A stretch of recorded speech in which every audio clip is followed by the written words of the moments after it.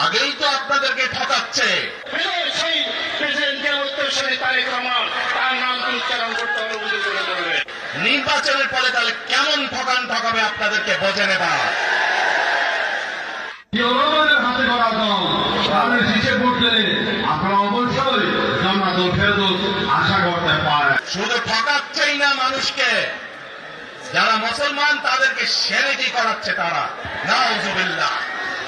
আপনার স্বামী যার পায়ের নিচে আপনার বেদ, সেই পুরুষ মানুষগুলোকে বলতে চাচ্ছে, তাদেরকে বলবো বাড়ি বাড়ি গিয়ে মা বোন চাচি খালাদের বলে দেবেন ভোট ধানের শীষে দিতে হবে। যদি ধানের শীষে ভোট না দেন, এই মহিলাদেরকে বলছি আপনারা জান্নাত পাবেন না।